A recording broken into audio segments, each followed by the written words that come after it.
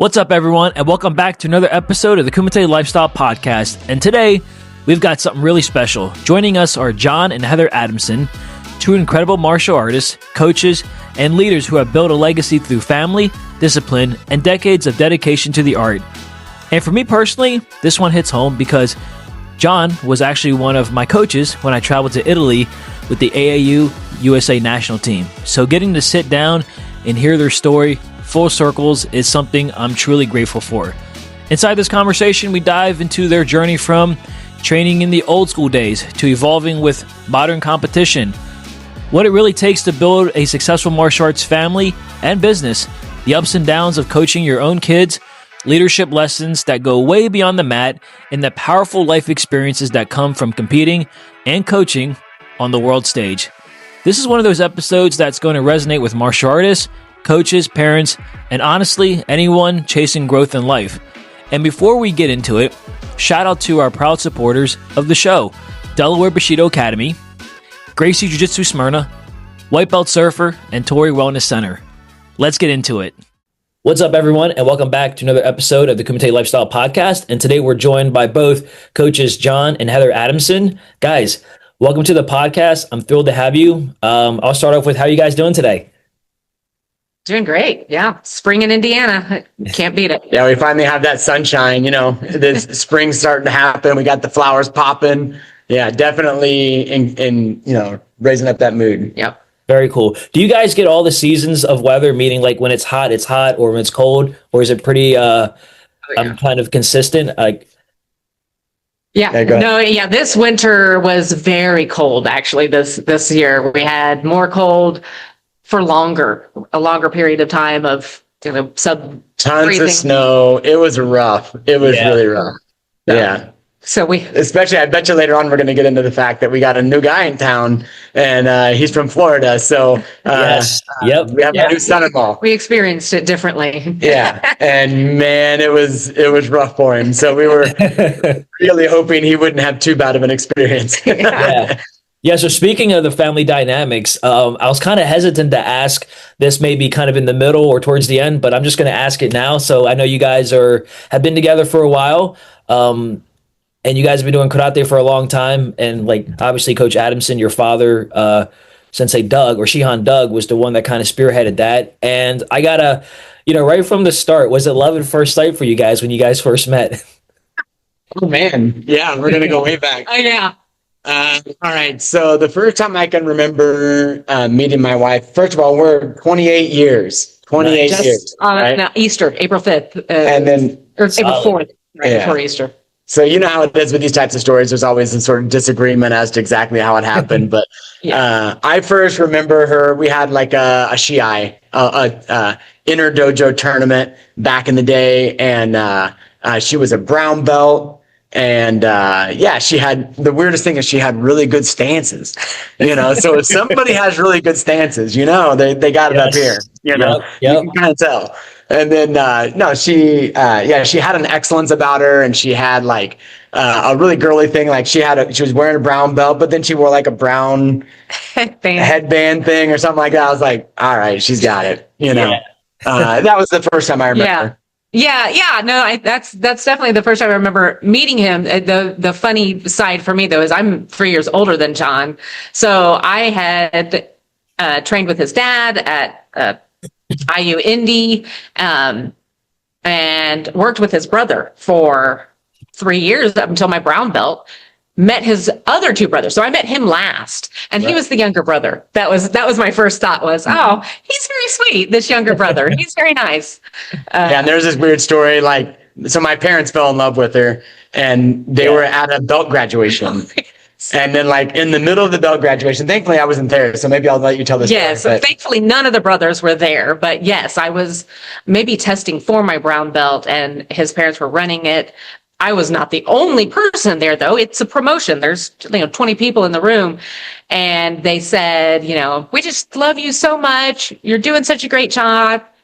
If you want to marry any one of our sons, we would be very happy. And I was just like, I wanted to crawl under the mat at that point. In the middle of graduation, this is a statement. They're saying this in front of everybody. Yeah. I was like, oh goodness. So yeah, that's kind of. Yeah. And then when we actually started dating, I was working for his parents, and he had moved up to the north side of Indianapolis and was training there.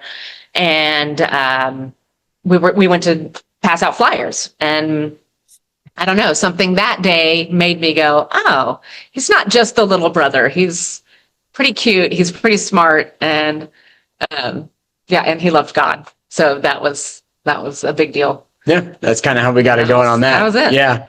Very cool. Yeah, it's History. Yeah. Yeah, it's always interesting when I hear stories about how folks meet, but especially in martial arts, and in this case, karate.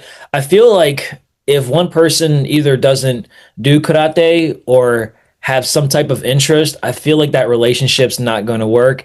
And I've even experienced that in my own time as I've kind of ventured into my early adulthood, if you will. And I've always been a little envious of folks like yourself, Coach John and Cindy. It's like, man, like how cool is it to, be able to meet someone, fall in love, and share the same values, but also share the dojo or the tatami, as they say. So, and there's also a saying like you don't go in business with family, but obviously you guys have made it work. So, like, I'm curious, like, what's the secret with that?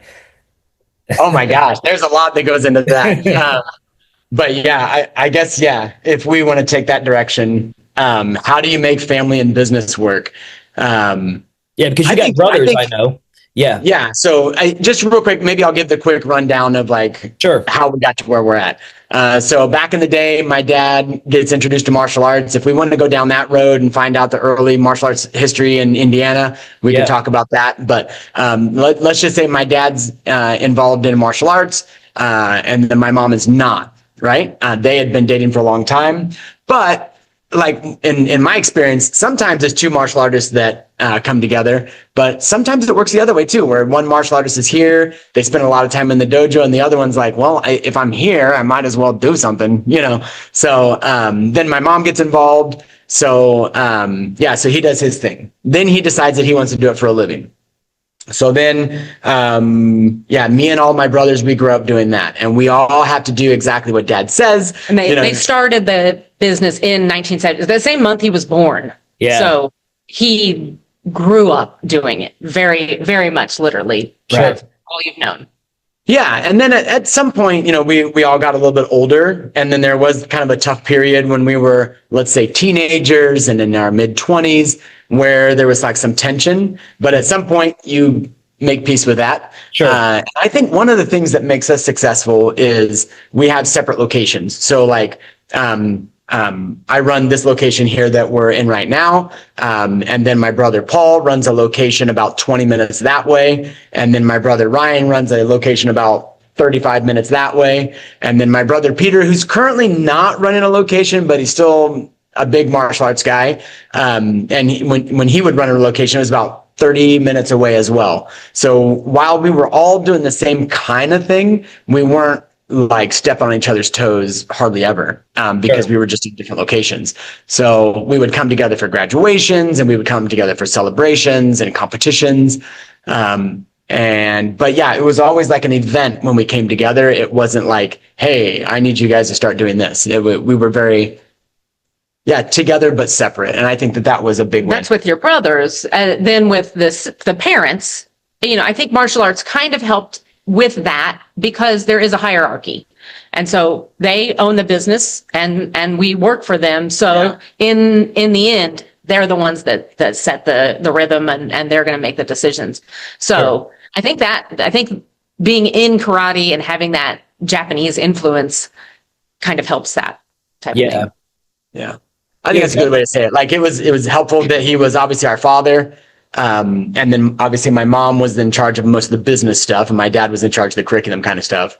And then he was also a higher rank, Japanese style. So yeah, we always just followed him until we got older, and then he sold us the locations, and then we kind of took on more of a leadership role. And then we've just kind of followed that. That's how, and then learned things, because then we raised our children up in it also, and now they're adults, and we've got two of them that are running locations with us. And so we learned from, all right, we did it this way. Maybe we'll try and do it this way, and we'll see what they do with it when they have their own children. And that's a whole nother way we could talk. We could talk about like leadership, how to lead your kids. I did coach, we did coach our kids all the way through. So like a lot of times people will say like, oh, never coach your own kids. You'll like ruin your relationship or something will go bad. And I think that probably there's a lot of techniques that we could talk about in regard to like how to raise your kids in martial arts without ruining them. You know what I mean? Like, because they all still do it. You know, like all the cousins, everybody's still doing it, you know. And for the most part, they at least they pretend they like it. I'm pretty sure they enjoy it, you know. Yeah, because I mean, obviously your kids and all that generation has been doing it for such a long time. It's a part of who they are, and very much like you guys.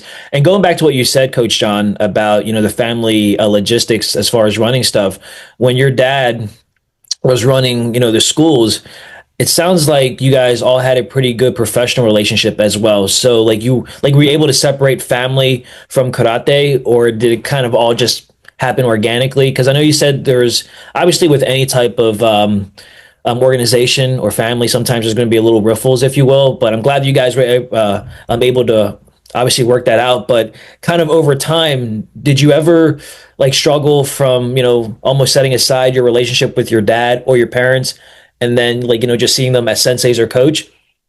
It would actually, I think it was pretty tough, but we got through it. You know what I mean? Like, you know, because I don't know, lots of weird dynamics happened. Just like any relationship, you know, if I all of a sudden started talking to somebody about their relationship with their wife and said, oh, sounds like you guys did it right. And then, and in a way, yeah, you end up right. Yeah, but there's definitely a lot of vying or a lot of ups and downs. I would say if I go back and I remember like some of the tough moments, it would be like when you're getting to that teenage 20-somethings, your confidence probably gets too high, right? Like you have an overinflated idea of what you know and overinflated idea of your skill set. While at the same time, we all, me, my brothers and all of it, you know, our entire generation, we were gaining some sort of competence. So in our minds, we're going, no, we're ready to lead, you know, like, and you're trying to like say, we have to do it this old way. Oh, we have a new way. And then there's a conversation that happens, that's kind of tough sometimes. But yeah, I would say definitely family is number one. Yes. Yeah. We prioritize family over the business. I think that's probably the biggest thing is you just can't let the business become the thing that dictates your morality. It has to be family first. I think what would be valuable to go through is like, so did you hear her talk about like the fact that she was the like the sister-in-law, like the not quite blood family? Yeah. And she was a student, right? So she was a student of my brother. She's a student of my dad, and then she's my wife, and like she's my student to his mother and an employee. And then like I can remember when she was testing for her 4th degree black belt. And it was like that, just something switched, and we kind of stopped seeing her as a student and started seeing her as a peer. But before that, I had to fight for it. She had to kind of fight for it. And it was as I approached my 4th degree, I came to John and I said, now listen, you guys are not treating me like an Adamson. I've been a part of this family a very long time. When do I get to be an Adamson and not just a student? And hearing her say that is so embarrassing, but it's one of those subconscious things that just, oh, we're the high ranks. We've been doing this our whole lives. You're new into the family. And like, I even saying that way sounds weird, but like, she was like a lower rank. You know what I mean? Like she's not going to give us learning. But at that point, I'd been in martial arts for like 20 years. Yeah. You know what I mean? Yeah. And so that was a cool moment. Yes. And I think that's the way that it is now. Like you're definitely a peer. Yes. They hear what I have to say and take that into account. The brothers, is what we're talking about there. And then, working with my mother-in-law, what I was saying when we got cut out briefly, is I had to remember that my family life was more important. So there were times where I would that's my business life and that's the relationship there. And I'm going to set that aside because it's now time to go be a family, and family is most important. And my mother-in-law was very good at always saying that also. She and I are very much alike. And so sometimes at the business, we could butt heads, but she was just at our house the other day and stopped by for coffee. And we very much have a great relationship and have been able to navigate running a business together over all these years. Yeah, that's awesome. I would love to get to know more about your coaching experience later on, but before we do that, I want to kind of go back in time for both of you. What was training like back in, as they say, the old days, or like the old days, as they say? Has training has much changed since you guys started, or is it pretty much the same? Obviously, times evolve, of course, and we have to also adapt. But that's something that I've always find fascinating: is what was training like then compared to what it is now? So in the beginning, we were very influenced by like the American karate crowd, right? So Robert Trias and that whole line, just definitely, just like the open circuit, I guess you might call it. And so the way to score a point was way different. Things that they valued were not the same things that, like, for instance, like the more traditional circuits would value. My dad was a kickboxer, so just like we were probably a little bit kickboxer leaning when we started even doing Kumite, and then when we came to the AAU, coming to like more of like a traditional style competing, there were things that you weren't allowed to do, and then there were things that they didn't respect. Like, man, we used to do side kicks a ton, right? Side kick was like one of the main moves, and if you could fold somebody in half with a side kick, like everybody would, like, that would be like a big event, if you could, especially if you could kick them out of the ring and make them go flying. If they go flying out of bounds, that was like one of the most exciting things to see in a tournament, and then when we came to the AAU, they would say, "Oh, that's a push." Yeah. And then we'd have to go like, what, but there were also a lot of things, like there were some weird back fists and stuff like that get scored in the open circuit that the traditional circuit, top of the head, like, appropriately says we don't respect that move. So like a lot of the strategies changed for us. So yeah, definitely more kickboxing heavy early on for us. More head contact than what we were allowed to do at AAU. But early on in like the 90s and stuff like that, there were a lot of times where, like, I can remember a competition where my brother Peter and I, we were fighting in two different rings. I had punched the guy that I was fighting, and he broke his nose bad enough that he had to go have plastic surgery, actually, right? Oh, So there was a lot of blood all over my mat, okay? And they're going to move us to the next mat, but my brother Peter was fighting in that ring, and like he had hit this other guy, and then there was a lot of blood on that mat. So while they were cleaning the blood off the mat, we had to go to my first regionals. Yeah, that was her first regionals, and she's like, "Oh, welcome to karate." Yeah. But so then we had to go to a third mat to be able to finish our division. So it was definitely, we had a lot of rough competitions. So that's different. Yeah. And then, so as we said, so that was, you guys came into the AAU in 1995, correct? I think I've heard you say that. 90, it's probably like 92. I graduated high school in 95. That's where you're getting Okay. It's like 92. My brothers competed in 88, and then we took off some time, and we just kind of like, we didn't go all in on AAU right away. We would do like a couple tournaments every now and again. At that time, we were mainly doing the open circuit.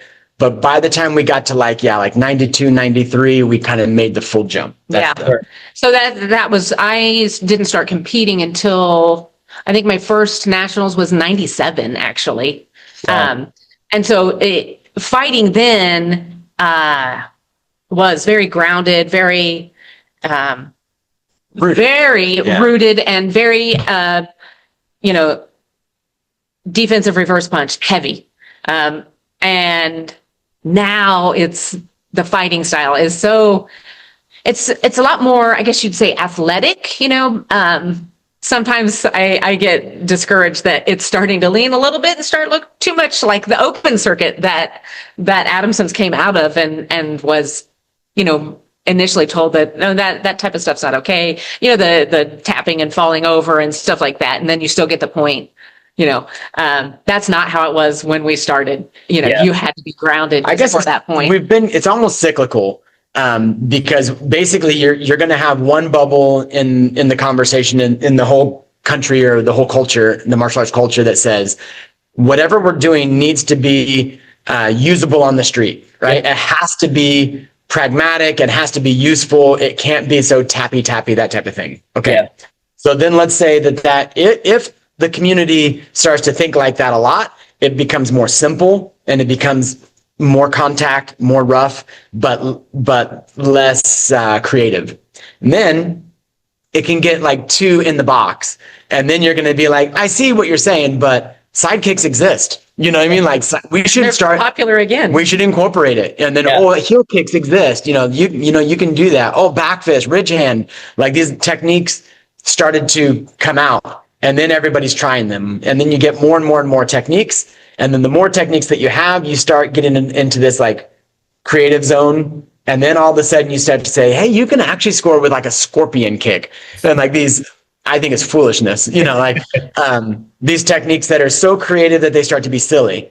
And then a conversation needs to be happening that says, okay, you should not be able to kick and then fall down and get a point. Okay, we need to like bring it back to something more traditional. So then, it's going to ebb and flow. Yeah. So I think that's kind of where we are now. We're kind of a little bit more into maybe too creative. Yeah. I'd like to see it to be a little bit more. A little bit. Yeah. A little bit more solid. Yeah, absolutely. That's competition-wise. Yeah. Yeah. You mentioned about the sidekicks, and I can tell you a quick story. So I think in 2010, I didn't go to nationals that year. So I didn't make it on the team, the traditional route, I guess you would say. So I was invited on because of my performance at the Junior Olympics. And I remember doing Kumite, and coach, I was doing sidekicks because that's what I was used to doing, and it was effective. And I remember I knocked my opponent down, and like whoever was coaching a reference said, "Oh, that was a good kick, but doesn't count." And I'm looking at him, saying, I'm like, sir, with all due respect, I just knocked him over. He said, "Yeah, but then you show me your reverse punch." And so I was just learning the rules. That was the big part. It's just learning the rule sets from all these different organizations. So I get it. I don't see it like, I can't imagine what it was like from your perspective, having been very successful with it. And then basically overnight being asked, don't do that ever again. So it's crazy. And now it just comes back to winners figure out how to win. You know what I mean? Like Absolutely. You can be dropped into an ecosystem and you say, okay, how do we score points here? You know what I mean? Like, how are we going to do this? Okay, let's go. Luke Sartino is very good at, and he's done a lot of different circuits through the years. And we tell our guys all the time, he's got a lot of ring time, and that makes the difference. Yeah. Yep. Yeah. You don't get points by hitting people. You get points by the referee stopping the match and giving you a point. So that matters. What the referee thinks matters, and winners figure out how to win. So, absolutely. Coach, I know you've had a chance to, be on national teams, or I'm actually both of you. And I know over the years you've, come up with guys like George Kataka and other notable people. What was it like during that time period training either amongst those guys or competing with them? Did you ever think that, like, I guess going back in time, did you know that those guys would have the names that they have now? And even yourself, because, I mean, you've had a very successful career. Like, is it kind of cool to, also, I guess, look back and reflect, like, dang, like, I fought George Kataka before he was actually George Kataka. Yeah, there's a lot there. Pretty often, I've had a lot of generations of athletes that I've coached along the way. And pretty often that's a story that I'll tell. I'll be like, guys, like the people that you're with right now, there's a high probability that they're going to be involved in the leadership of the AAU, or they're going to be involved in, you're going to know each other for the rest of your lives. You know what I mean? Like, you're going to have your rivalries, but never lose respect for these people because, like after a while, I don't want to really throw names from my history too strong on this particular topic, but you might have beef with somebody when you're younger. Yeah. And then like as you get older, you start to reminisce and say, remember when we used to have those battles? That was great, man.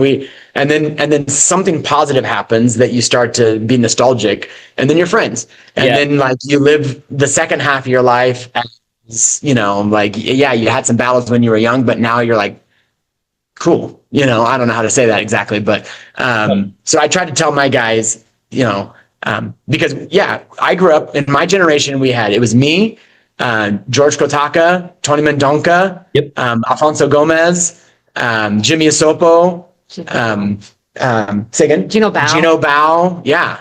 Ben Nishime, and like Miley Chenin, Alisa Au, like all of us were. Donner. Yeah. Mark Penner was the old guy back then. Right. And and then now, it's really cool to see Tony doing some really cool stuff. It's really cool to see just like all of these people stepping up in different ways, So it's been kind of wonderful actually to see my friends from back in the day are doing cool things, and I get to be inspired by them, even if it's just from a distance. Like if they're in a different organization, I don't see Tony much, but I still, I feel like I know that guy, and then, same thing with Alfonso. He's not as involved anymore, but I know his family really well. So those relationships that you develop when you're in that, teens, 20s time, it really lasts a long time. And obviously George and I are really close, and I really respect him a lot. One fun story about George is he beat me all the time, right? I was doing really well, I thought, as a teenager, and it was like, I felt like I was winning because I was a weight class below him. So I didn't have to fight him very often. So like I would usually win my weight class, he would win his weight class, but anytime we fought together, he beat me, and in kata, he would beat me, and weapons, he would beat me. So I'm getting all these silver medals, you know what I mean? But one of the interesting things is I viewed him as beating me all the time, but then come to find out we actually only fought a couple of times, like 2 or 3 times, right? when he talked to George years, later, just a few years back, George is like, we only fought a couple of times, John, but in John's mind, George beat it was a lot all the time. Yeah. It was a lot because when I was training, I was like having some sort of when he does this, I can do that. I don't know. It was a really weird moment as like a 40-something-year-old going, wait, we didn't fight that much because you were in a higher weight class. So yeah, it's just really interesting. Yeah, but definitely a huge influence and a huge inspiration. Yeah. So I have a quick story that involves you, Coach. I was in Italy and I was in my hotel room. I think you were just making your rounds, making sure that everyone was good. And I was roommates with Yuki. He was from Hawaii, and he had, I guess, these Hawaiian crackers or something. It was like snacks basically, and you came in, you were like, oh my gosh, like these are so good, and you were like almost like a kid starstruck, and because George Kataka was on it, and I said, oh yeah, that's George, have you ever fought him? He was like, yeah, I fought him. And then I think I asked, like, have you ever scored on him? He's like, yes, I've scored on him, but he's hard to beat though. So that's right. Yeah. No, that's very real. Yeah. And a coaching tool that he's used throughout his whole career, because we have athletes that they have their own George Katakas, and you say, just get a point, and that if you can score a point, then the next time we're going to try and score 2, and let's just chip away at them. And with that attitude, some of our guys now are beating their George Katakas, because mentally, if you put them up there on that pedestal, you might never reach up there. But if you just take gradual step by step, before you know it, you're up there on that podium that you had that person on. Yeah. Yeah. So another bit as far as coaching goes that I like to give is, I'll look, I don't know if you felt this, maybe I'm just curious. So if I put my coach hat on for you, no, it's okay. Sometimes you might feel like, oh, a lot of people are really good, but I'm not. Like I'm the one in the crowd that's the one that's not good. Right? Oh yeah. Imposter syndrome is huge. Yeah. So what I give this bit to my athletes, I say, now here's the question, Nick. I'm gonna ask you. I'm gonna say, Nick, are you good? And the answer is, if you say yes, then I'm gonna say, okay, by what standard? what tournaments are you saying you're winning or something like that? And then the athlete has to confront themselves and say, yes, I'm good. I won our local competition. You know what I mean? Like, I'm the best in the class. I'm good. Yeah. But another athlete that says I'm not good, then I have to say, well, hold on. Who are you competing against? You know what I mean? And then they start to look around the room and they see all these national champions and they start to see like, oh, like for me personally, I thought I was trash, but I was losing to George Kotaka. Yeah. You know what I mean? Like, and like I went to the Olympic Training Center and like in my eyes, I was like the worst one at the Olympic Training Center, but then you realize, wait, I'm at the Olympic Training Center. So the question is, are you good or are you not? There's not really an answer.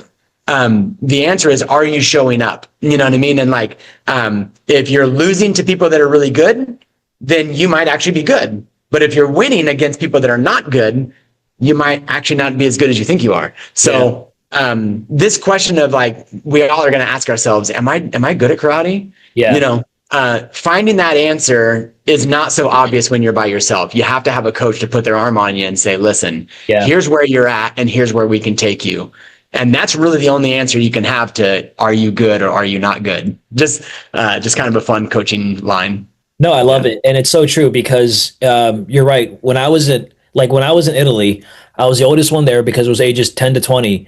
But I was also a rookie because that was my first national team. And I remember being at the hotel and you and Coach O'Hara were running practices. And I always loved the dynamic that you both had. I mean, I haven't heard from him from years, but he was such an amazing coach. And like you were the young, energetic, I can vibe with you because you're closer in age, where O'Hara was kind of like this like father figure. It's like, I don't want to talk to him unless I have to, or if he's talking to me, I'm probably in trouble, type vibe. But I remember being at the venue, coach, and because I mentioned imposter syndrome. Yeah, I felt that 100% because I was looking at your students, I was looking at Team Focus, even some of the Ingrams. And I was training with the Ingram students for about a month before that event, but there's only so much that you can do in that time period. But I remember you saying something, coach, and I don't think maybe you remember or not, but you were talking to, I think maybe 10 of us, and you said, guys, whether you win or whether you lose, just have fun. And I know that's such a cliche thing to hear, but I needed to hear that. And then I went out, I did weapons, I placed. And I just remember like you always had that, positive vibe about you. And I wish back then I would have been a little bit more, I guess, courageous and connected with you more. But like you had a way of conveying that message to me. And like all these years later, I still take that message. And I tell my guys now, like, hey, win or lose, doesn't matter. It's all about the experience. And that's the thing too about Italy. I wish I would have actually enjoyed the sights because I was so nervous. I'm walking around like all these places and I'm just thinking, man, if I lose, like what's my sensei going to think at home? Or if I lose, what's the coaches going to think? And in hindsight, no one cares, Yep. So I thank you for that, coach. And like, I never forgot that. There was a picture that you just sent. So was that on a competition team or is that on a national team? Yeah, that was 1998. Yep. 3 weeks before we got married. Yeah. Very cool. Yeah, 3 weeks before our wedding, and I had a black eye, for our wedding. And you had like some marks on your arm or something like that. But it was my first year of competing, so I very much was the imposter on that trip, and that was I got my only time competing with the U.S. team. I think I got invited later in life because then 2 years later, I was pregnant with twins. So my competition career was very short. And then I raised children for a long time. Came back and competed 1 year and got invited, but I think we were moving, life as an adult and a mother. Yeah. You don't get to do those trips. I've been able to coach since then, and that's been nice. But yeah, that was the one that we did together as athletes, and he's like the star, like I just know him as John. Don't say that. Or was not the star. compared to me, I didn't walk away with any medals. Walked away with lifelong friends that I had no idea at that time that, roomed with Suzanne McCain. Ophira Bergman was across the hall, Elisa Al, Miley Chinnon, like all of these people that now we stop by their dojos when we're visiting in town, like they have been such a big part of our lives. But that was just a tournament that I was going to at that time. And yeah, I felt like I was such a fraud. Yeah. I'd only been competing like a year at that time. Yeah, and then some of your viewers might remember Aziz Ketter, but like Aziz was on that team, and like, yeah, we had a lot of talent on that team. So it's plenty of room for everybody. That's the thing; everybody kind of feels a little bit like an imposter. Yeah. So we really try to say, share the ego. And like be a team. Don't put yourself down. Put yourself with. You know what I mean? Like you don't necessarily need to put yourself above either, but put yourself with. You know what I mean? You're a contender. Get in there and don't let yourself get down on yourself. And if you can be one of the guys that wins, you build the whole team up. You know what I mean? Like, so let's try to build the team up and win, that type of thing. Yeah, it's like the picture in their backs, like rising tide lifts all boats. So yeah, right. Yeah, so true.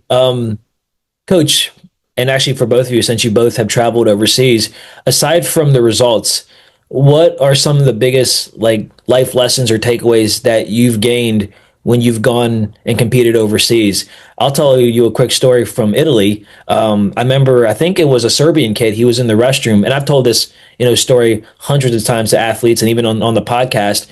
I think the rule was you couldn't walk by yourself, so you always had to have a countryman with you. So I forgot who I was with, but I was in the restroom and I was standing, close to the door, and then this kid walks in, and he basically strips butt naked, and he starts like basically washing himself, and I'm just like, oh, that's interesting, because I wasn't planning on seeing that. So whatever. So then later that night, Coach O'Hara was briefing us, and he said, guys, like, or maybe it was you, but so the question was, what did you guys take from the whole trip?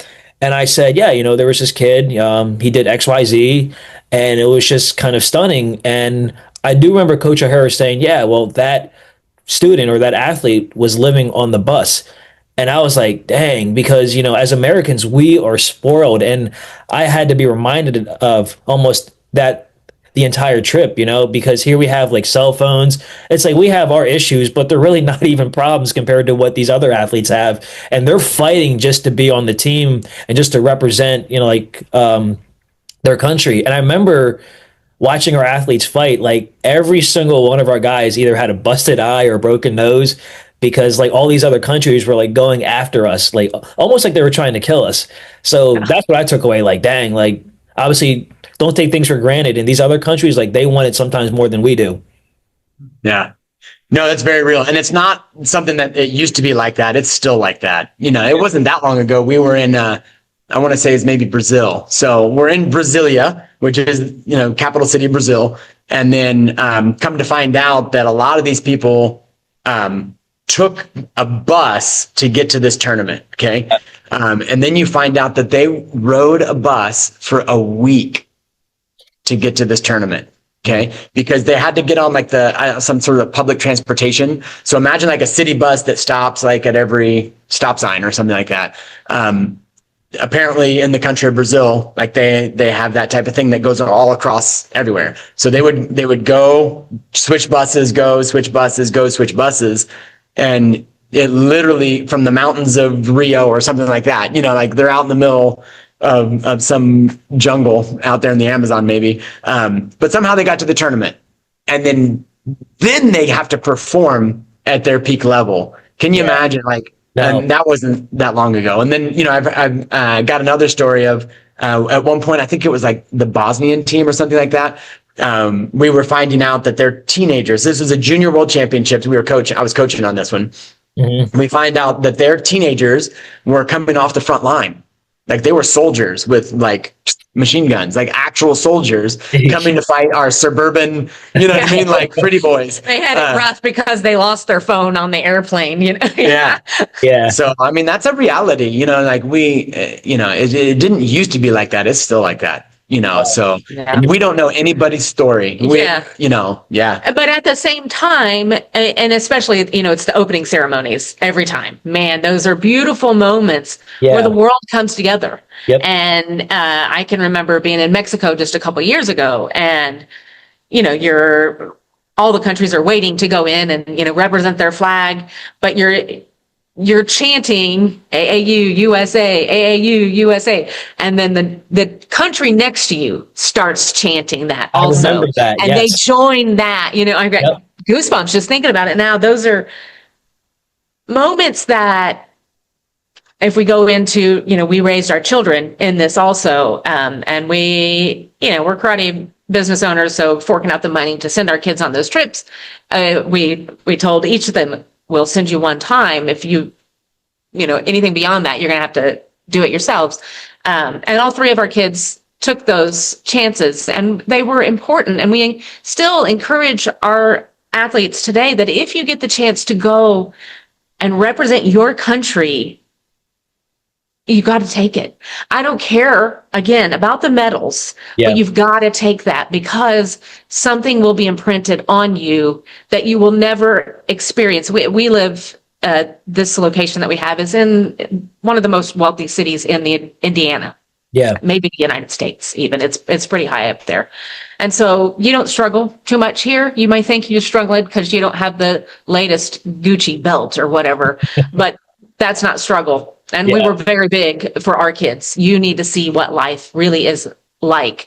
And through karate, our kids can do that and represent your team, your country, and bring some pride to that, your flag. And those are my favorite moments. Well, and you don't realize, like, as an American, when you're going overseas, if you really fully give yourself to somebody else, like from some other country, I would always make it a point to go up to the other coaches and be like, brother, great fighter. You know what I mean? Like, maybe they don't speak English, but I'll like point to them and I'll be like, this guy, good job, because it means a lot to them, because we are the United States.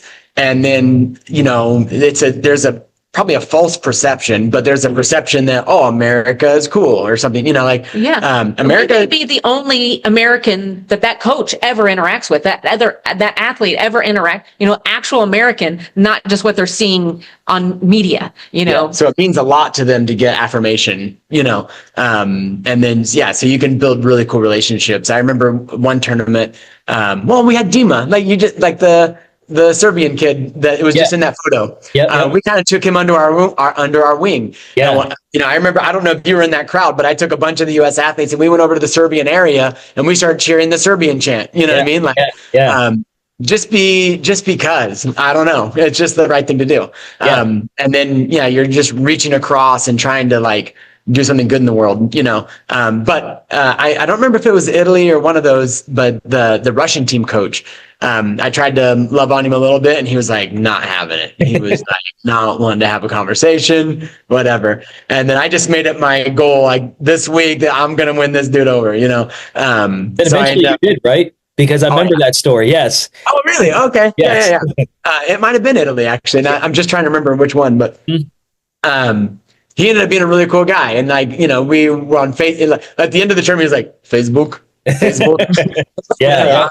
And then we exchanged and every now and again, a like here and there, a comment here and there. And, but to him, he got to see that there's a human on the other side of the planet, beyond politics and beyond actual fear of invasion or something, you know what I mean? Like that there's a human over there that thinks I'm valuable, So I think that's what international sports are supposed to do. It's probably the whole point anyway. But you can either lean into it and do it that way, or you could be hard and give your country a bad name. We're not doing that. So as a coach, when did you start becoming a national team coach? Because that was definitely something that I remember early on, like because I saw Ingram, I saw O'Hara, and I was like, man, like this guy is pretty young, and I always thought it was badass. I'm thinking, like, how did you get that role early on? That would be Jim O'Hara. So first of all, Jim O'Hara is an absolute stud. Shout out if you're watching this, Jim. Yes. And he's very much a part of our lives. He was at Sure. Faith's wedding in August. He'll be at Hope's wedding coming up here in a few weeks. He's family. He's family to us. So basically, here's the story how Jim O'Hara and I got connected or whatever. So I'm at a tournament, and I'm fighting a guy. I'm not dropping names, but I'm fighting this guy. And then, it gets a little controversial, a little bit rough, a little bit weird. And then next tournament, fight the same guy again, controversial, weird, whatever. And then one of that guy's teammates fought me. Okay. And then that athlete is in the middle of the match, really trying to fight me, like anger in his eyes, like hitting me after parking lot. Meet me in the parking lot was a thing. And like trying to hit me after we stop and, all the stuff. Right. And for some reason, I don't know. Thank you, Lord. I don't know. I just didn't get mad back. I just had fun with it. So the more mad he got, I just had fun. Right. So, I can remember I scored a couple of jump spinning side kicks, which is not even really in my playbook very much, but it was just not something that typically gets scored either. Yeah, and I scored Ippon with it both times. Anyway, we had like this really rough match. He was trying to fight me, and I was just having fun. And then apparently after the match was done, I go over, shake the guy's hand, tell him nice fight, and just like something like that. Yeah. And then Jim O'Hara, so you never know who's watching. You know what I mean? Like, yeah. So Jim O'Hara would say that's the moment that he was like, I need to make this guy a coach. I need to bring this guy into the whatever, something. So then before I know it, I'm coaching on the United States team. And then also before I know it, I got invited to be on the executive committee and the youngest member. All of that. Yeah. So like, that's so cool. That's awesome. The way you conduct yourself matters. You know what I mean? Like I tell my guys that all the time. You never know. Actually, everybody's watching. Yep. And now the question is, what are they seeing? And we want them to see the real you. So just like, don't fake. Just like do something real with your life. You know what I mean? Yeah. And then he competed on the U.S. team, and then I think the next year he went from competing to coaching now. So there wasn't even a gap in there. And you said Slovenia was your first time. 2008. So that's when that was. Yeah. Were there some early struggles as a young coach? I mean, like, were you perceived, obviously, the athletes respected you, of course, like I have no doubt about that. But like, what were some of your early struggles early on as a young coach? Like, what's a message that you would tell yourself now, or I'm sorry, back then, like if you could kind of go back in time and say, hey, like do this, do that, or like, don't worry about, X, Y, Z. Sure. I don't know if I've got a good story for that. I think I had a great time. Yeah. I would definitely talk to myself as an athlete. If I could go back to myself at the Olympic Training Center or go back to myself. Actually, I just had a conversation with a guy named Morris Lawrence III from Michigan and Chris Dahlke. We were at the World Shotokan Championships. It was just the bare knuckle karate tournament, which was a lot of excitement back in the day. But I definitely had imposter syndrome at that time. And, I think I was like 18 or 19 at that time. And just, I don't know, but Morris, a couple years ago, like somehow that tournament came up or something like that. And I was like, oh my gosh, I was so bad at that time. I'm just so embarrassed at my karate back then. He was like, what are you talking about? He was like, you were, and then he said lots of nice things about me. You know what I mean? Like, and from his perspective, I was good at karate. You know what I mean? Like, I think it was those things that then made you the coach that you were right off the bat on the US because team. You can, you want to encourage those. I bet you're right. Yeah. So that type of thing. That as a coach, I know what it feels like to be that athlete that is like going, am I the worst one here? So I was always trying to make people feel comfortable. And when you're comfortable, you perform better, So I don't know, as a coach, I think I just loved it. It just worked. My first coaching experience, it was like Jim O'Hara was the head coach, but it was like me and like Miley Chenin and she was so cool. And like, I was like a peer with those guys and I think everybody respected everybody. I don't know. Yeah. We really clicked, as a team, coaching. Yeah. Advocate for the athlete, make the athlete I would say things like, do what got you here. You put the training in, you won the matches to get you here. Those were some of the things early on. Another fun one early on was, even if you get wrecked, like you fought a warrior today. Actually, it was the tournament that they had the soldier guys. So we had a kid get totally wrecked by them. And I told this kid, I was like, listen, today you got wrecked. And he's like bruised up and he's like crying. And I'm like, you fought a warrior today, And I said, you know what the weird thing about fighting a warrior is? You get 1% of their warriorness on you. Like some of that guy, when you engage with them at that high level, some of their toughness gets on you. Yeah. But so if you fight 100 people that are warriors, now what percent are you at, buddy? 100%. That's right. Keep it up, so yeah, I like that bit. Yeah, I think nothing hard with coaching. I just loved it. It was just cool. Yeah, just fit. I think, awesome. it goes back to, for us, the biblical principles and the fact that faith does matter to us. And so when you take that and then you just go into, well, this is okay, I'm coaching. If you can keep your own ego out of the way and you let that love come through, now you're just a coach that hopefully is making a difference for people. I think that's how he's coached me that way. My first tournament in 98, I can't remember him saying, just relax, just go have a good time, see what you learn. You'll be surprised what your body can do. Like you're putting in the work. So yeah, don't slow yourself down by stressing. Yeah, absolutely. And I like the analogy that you used about, the 1%, as far as when you're, fighting and how your student got that warriorness in him or on him. That's something that I use a lot in jiu-jitsu. And I know that you do jiu-jitsu as well. And I did want to ask you that real quick before we jump into the teaching and the coaching aspect, for both of you guys. So when did you start your jiu-jitsu and how did that, like what decision came into that? Because I think, like in my own opinion, I think any striker or any person that does a stand-up art will benefit from jiu-jitsu because it's a grappling art, because all fights start standing, but we also know all fights go to the ground, or most of them do. So knowing how to get back up is important. So when did you start, to incorporate jiu-jitsu in your life and in your training, coach? All right. So I'm going to show my gray hairs apparently. So probably it was I don't remember like when the first UFC was, like 93. Was it 93? Okay. So so I would have been a sophomore in high school, so I was at a party, we were watching UFC and I'm like, karate guys coming up. All right, let's see how they do. Cause it was like, when they were first talking about the UFC, it was like, which style is the most superior? And I'm like, karate, and I was just like ready for the karate guy to wreck him, And you were a wrestler at the time. And I was on the wrestling team. Yep.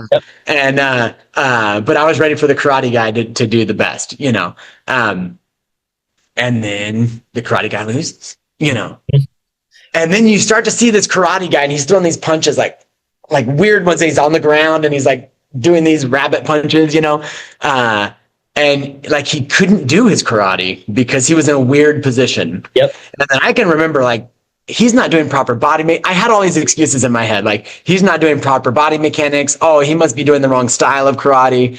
Like, I don't know. I just like all of these thoughts went through my mind of how this karate guy could possibly ever lose, but I think it planted a seed in me to go, oh, okay. Once you fall down on the ground, like just don't do karate at that time. Like karate is awesome standing. I think karate, in my opinion, I love karate. I love the distance of it. Karate guys are usually pretty because they're not like getting scarred up all the time. They're a little bit further away. I like the karate distance. I like get in, get out. I like all of our footwork. I'm proud of all of that as a martial artist. But once you fall down, like you can't do karate. You just can't when you're on your back. Yeah. And maybe you could get karate body mechanics when you're doing some ground and pound. But anyway, so at some point I bought into the idea that, okay, we need to get better at judo. We need to get better at jiu-jitsu. We need to get better at our wrestling, stuff like that. Yeah. I was always inspired by my wrestling team. Wrestlers are the toughest athletes on the planet. Yes. I think they're tougher than jujitsu. They're tougher than anybody. Different culture. It's a different world, right? I agree. Yep. Yeah. So I always, I became the captain of my wrestling team, right? And so like I can fit in with those guys, but yeah, it's just different. It's a different mindset. So all right. So then fast forward to my kids are getting a little bit older and they start to like go to school and like, we're not just like constantly work and babies, I mean, it was like that for a minute. And then once they got older, and we had some time, that we could rub between our fingers, I started doing jujitsu. I think I was like 30 something, 35, maybe 30, something like that. And then, yeah, I've been doing it ever since. So I did take off I think like a 4-year gap in there somewhere, where life got busy and whatnot. But, yeah, so now we're teaching jujitsu here, at our Carmel location. And even in our karate curriculum, there is ground fighting techniques. Yep. So that you're exposed to what do you do when you go down to the ground. And that's makes us a little bit unique. Yeah. Yeah. We really, where MMA is right now is a beautiful spot. I mean, obviously those guys are professionals at every distance, every range, every position, 3-dimensionally. So yeah, it's kind of cool to be able to have those different experiences. While at the same time, I like jujitsu and karate because they both have their distinct Japanese influence, and it's a little bit, I like them to be separate myself. I like to compete jujitsu and then compete karate. I think that's a good one, Yeah. Yeah. The other ones, do I like MMA? I tell my son, maybe do MMA like once or twice. That'll be enough, yeah, we'll see. Yeah. Yeah, it's cool. So I also do jujitsu as well. I've been doing it for the last 10 years and it's really helped with my karate as well. So it's very interesting how you're telling your story. It's like, yeah, like I get it, And I think like you truly don't understand that until you've actually done it. And as I say, the mats don't lie. So I continue, I hope to be able to do it for the rest of my life and karate as well. So it's cool that you've also incorporated that into your school. Actually, I kind of like how you said that. So another thing that we talk a lot about is for the youth, I think the karate is superior. I think the character, the lessons that karate particularly, not just Japanese martial arts, but karate in particular. I really believe in kata. I believe what it does to your mind. I believe what it does to improve your self-control and your self-discipline. Coordination for the non-athlete. Kata is a thing. And jiu-jitsu guys are not going to respect that. This is not in their culture, right? Yeah. So I like I like karate for when you're young, and then when you start to feel your oats and you want to get rough, maybe 17 to 25 is peak. Go do something rough, right? Right now, Caleb's doing Muay Thai stuff, right? So just go do the rough stuff, right? In that age bracket, whether it's high level, elite Kumite, do all the stuff that damages your body a little bit, in that gap. And then as you get older, you just start peeling away. I don't do that anymore. I don't do that anymore. I don't do that anymore. And then, yeah, eventually kata becomes the most important when you're older, and there's this spectrum of high impact competitive learning. And then you're going to move more and more and more into this legacy style, health system and that type of thing. What you're doing as much roughness as you can do that is healthy and constructive to your body instead of destructive to your body. So yeah, will I do jujitsu forever? I don't know. People that say oh, you don't get old because of jujitsu, you get old because you stop jujitsu. Yeah. I disagree. I know these people.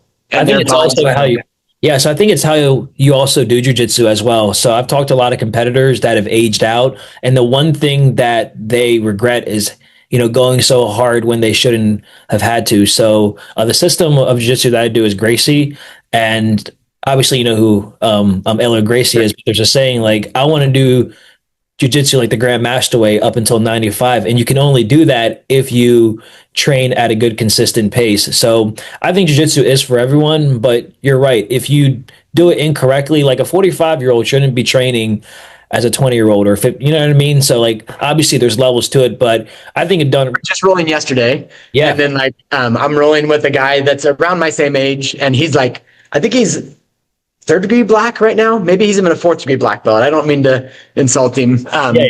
He's up there. Like, he's a cool guy. And we were just having the conversation. He was like, man, be careful doing such jerky motions. Karate guys that do jujitsu tend to have jerky motions, and we have to really work to be fluid in our techniques. But, and his statement was like, brother, you're going to end up like popping something, slow down, make it smooth, that type of thing. Because as you get older, if you can do jiu-jitsu, if you find the right partner, and you guys can like flow roll and like keep it safe and not too jerky, which that's something that, to be honest, I still struggle with as a jiu-jitsu athlete, of trying to be explosive. And just because it's in us as karate guys, that's what we do, as we explode, So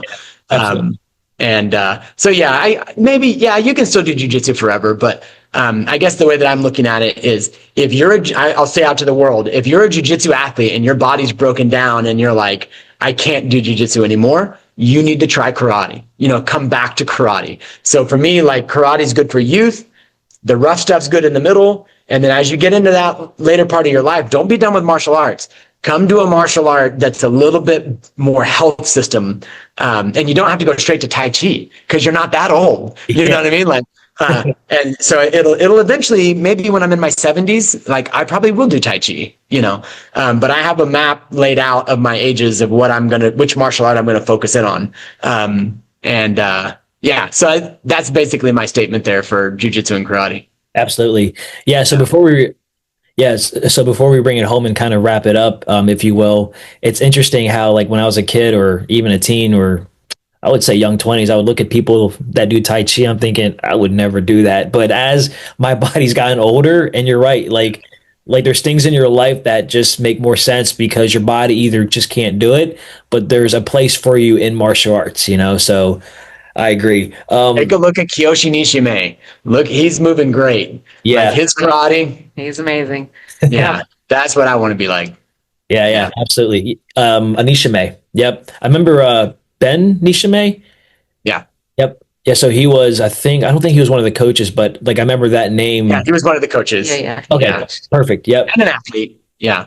Yeah, for sure. So I did want to ask you two. So as we kind of, wrap it up and bring it back home, and something that Luke mentioned to me is, he was saying that you guys have had students that have been with you for a very long time. So my question is, I hate to use the word secret, but what efficient tactics do you guys use as far as keeping students for, the long haul? Because I've had these conversations with other instructors, and I know there's different seasons of life. And one of the things I used to struggle with early on was, I would get a student, I would make a connection with them, and then they quit. And I'm like, God damn it, it's so like I did all this, right, just to make you, leave or quit. But something I learned early on is that I might not be the sensei for everyone, and that's okay. So my question for you guys is, how do you guys, deal with not loss, but when you see people come and go? And then the second question is, how do you keep students for so long? Okay. So step one would be to understand, like, in our location right here, we have 75 black belts that are currently training. Right. So we have a lot of black belts just in this location. Now we have 8 locations around town. Right. But this one, we have more black belts than anybody else. So that's the first, like, statement that, that's awesome. But I would say it's got to be like the ministry side. We view our dojo as like a ministry. Like, my great grandfather was a pastor. My grandfather was a pastor. My dad was the choir director in our church. And then he creates this thing, Adamson's Karate. And then she went to Lincoln Christian College to become a missionary in China. She was going to move to China, and I convinced her to stay here. So, like, definitely, like, having that outside of karate. Now, we see people, we want to show them God's love. We want to show you what real love is. And love includes excellence, because, like, I'm going to give you everything that I have. If I'm a giver, I'm also going to give you my knowledge. I'm going to give you my excellence, or not that to say that I'm excellent, but all the excellence that I do have, I'm going to share it with you. I'm not going to hold anything back. I'm not going to try to like hide any secrets. I want to give, so that would be the first bit, and just to love your athletes. Which kind of takes away, the downside to the hierarchy of karate and the Japanese influence. That's not common, for your instructor to give everything to their students. And I think because of that ministry influence, that's what makes us different. And we've had this discussion with so many people.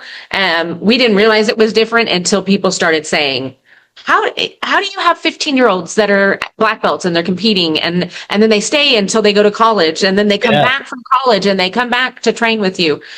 But that's it. We view them as family, and we are vulnerable with them. And that's the hardest part, is you have to be vulnerable with these people, and you have to let them see I have flaws, and I apologize to you when you're obviously seeing my flaws, and you've got your flaws. We're going to love you despite them. And I hope that you do the same thing to us. Yeah. Yeah, I think that's definitely in there. Like, sometimes I'll see these other senseis and their students like revere them, and they like show such great respect to them, or is that type of thing. Yeah, we're probably more casual around here. I called Buddy by one of our 15 or 16-year-olds the other day. She got push-ups. She didn't get push-ups. She knows better, but she Buddy. felt comfortable trying it. Hey, Buddy. I think she was joking. She was joking, but she was. I think she very much was like, let's see what the reaction will be. Yeah. See how far I can keep pushing this, We try to keep it pretty light. Well, at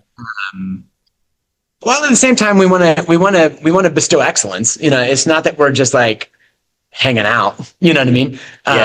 But we're pretty relaxed on the reverence of the hierarchy or whatever. And then again, like regularly, I say, listen, I don't care how you do. I care about you. Yeah. You know what I mean? Like, let's win, because winning's fun. Why not? But it's not like I'm going to think of you differently. I'm going to think of you as a human being. You know what I mean? Like, and that's where your value is found. It's the fact that like you're created in God's image. You know what I mean? Like, that's your value. And then that's what makes them respect us. It's not that they don't respect us because we've, let our flaws be shown and haven't demanded that respect. It's because we do all these things. Then they greatly respect us.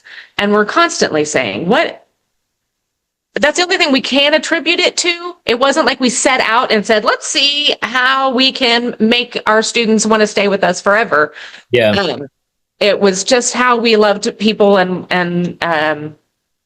Luke, it's funny. I remember Luke at like 14 or 15, I was driving him to practice, and he said, Sensei, tell me about myself when I was a little kid. Because he's been with us long enough that he doesn't have those memories of when he was 3 and he started training karate. Tell me stories about myself when I was a little kid. And I was like, I never imagined I'd get that question from one of our athletes. You expect that from your kids.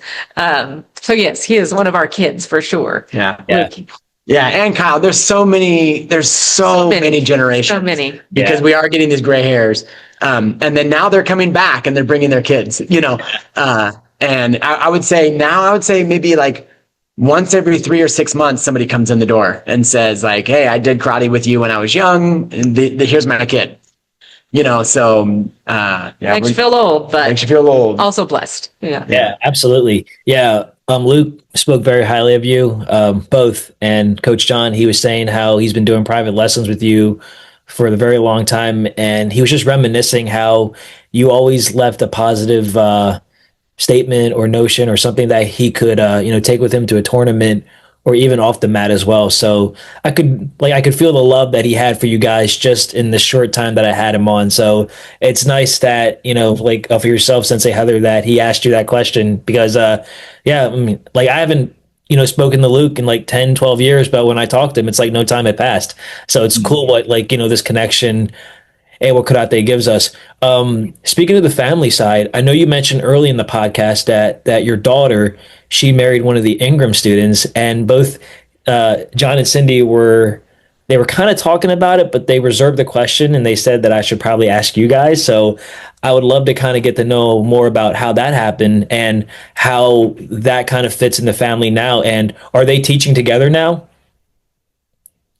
Do you want to go or do you want me to do it? Faith and Leo, they got invited to go with the U.S. team to Italy. Florence. Thank you, Joe Mirza. Yes. Thank you, Joe Mirza. He was at their wedding as well.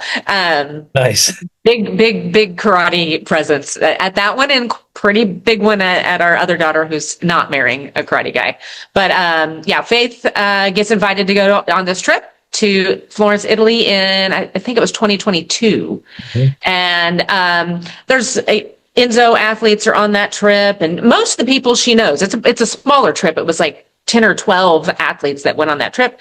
And as they're all arriving at the airport in Chicago, everybody's like, who is this Leonardo Martinez guy from Nobody knows this guy. He's from Florida? Who is this guy?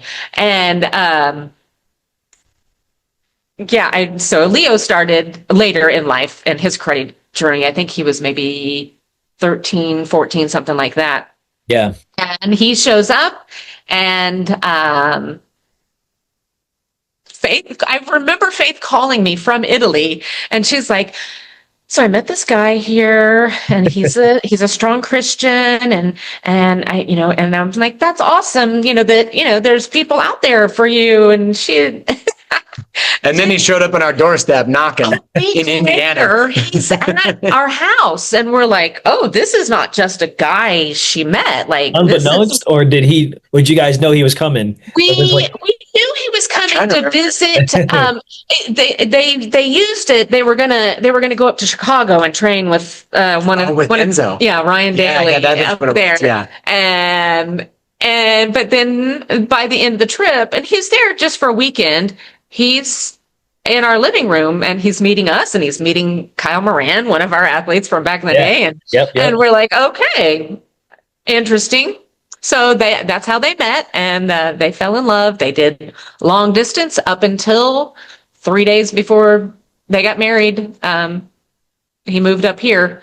And so, yes, Faith teaches at one of our locations here on the west side of Indianapolis. Sure. That's her full-time gig. He's a full-time student, but he's got a part-time job. He's already working for the Senate in Indiana. Wow. He's kind of taking over It's Indiana. an internship right now. Internship, yes. Yeah. But yeah, he helps coach our team. He doesn't have time to teach all the time, but he is at the dojo quite often. He's training with our guys on Saturday mornings, and those guys, they love having any new blood to. And one of these days, we probably don't have time for this subject today, but we need to like get into this Ingram Adamson connection. It's kind of a conspiracy. There's a lot. You got to make sure you see the Ingrams and the Adamsons at the same time. I heard that. Yes. I'll just start it with the companies both started in 1977. That is just the very first moment where they're the same story. It's like eerie. And then to kickboxing and to finish it up with like, my daughter is marrying one of his, main students at that time. He sees them like grandparents. They were at their wedding, like they were an honored guest at the wedding. So now, maybe for a different. Our dojos are married. That's what we say. Dojos are married. That's awesome. And he's meshed pretty well. I'm assuming with the family, he didn't have to fight to be like an Adamson. I mean, he did. Maybe a little bit. Once they were married, we were fine. But of course, Faith has a brother who's just a few years younger than her, and definitely Caleb was like, I don't know, let's see this guy. All right. I think we were all like that at first. Like we don't know about this guy yet. Sure. But then I talked to Sensei Ingram, and he kind of told me about his family and told me that they really like, they're great athletes. They're super supportive in the dojo. Really good people. Like the whole thing. And then I kind of chilled out a little bit after that conversation. But no, it's been great to have Leo and to see that like that next generation is going to happen. So right now we've got three generations of karate instructors in our ecosystem, I guess, here. Yeah. And then who knows, maybe, that fourth generation will be here before we know it, and we'll kind of go from there. Yeah. Man, that's so cool. Yeah. So like, who knows how far the Ingram ecosystem, like you said, is gonna, continue on. I hope it goes on for as long as possible. I was going through some photos and I saw your like a recent picture of your son. I was like, oh, that's John, but like 20 years ago. So it's Yeah.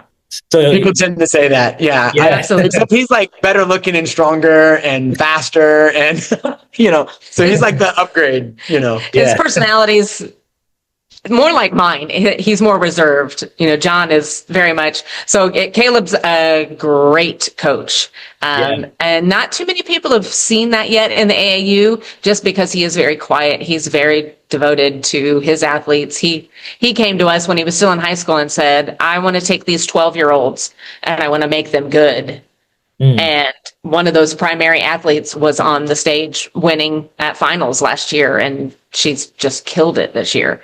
Nice. And so he's already developing his legacy. We say to him all the time, these guys are your Lukes and your Kyles, and that, you'll go through life with them. You'll be at their weddings. So that's fun. So cool. Yeah.